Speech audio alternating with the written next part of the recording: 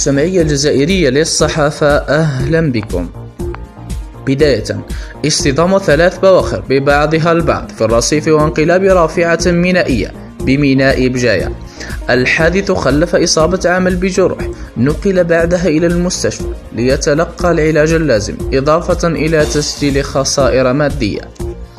وفي موضوع آخر، أكد بالحمر بأن الجزائر ستظل كما كانت على الدوام صاحبة مبادئ وقيم لا تتاجر في الحقوق ولا تساهم في القضايا العادلة، منها قضية الصحراء الغربية، وذلك تماشيا مع قرارات الأمم المتحدة والاتحاد الإفريقي التي تعتبرها قضية تصفية استعمار وتقرير المصير.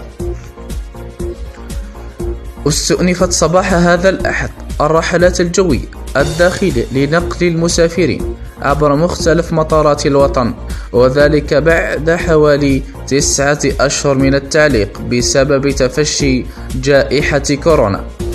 ويخص بالذكر استئناف الرحلات التي تأتي تطبيقا لتعليمات رئيس الجمهورية السيد عبد المجيد تبون عقب مشاورات مع اللجنة العلمية لمتابعة تطور جائحة كورونا، بأن جميع الرحلات من وإلى الولايات الجنوبية للبلاد، وكمرحلة أولى 50% من الرحلات ما بين مدن شمال البلاد. أما دوليا، انتخب العقيد ملك دياب السبت رئيسا للمجلس الوطني الانتقالي في مالي، الذي يمثل السلطة التشريعية ضمن المرحلة الانتقالية وفق ما أفادت به عدة وسائل إعلام محلية.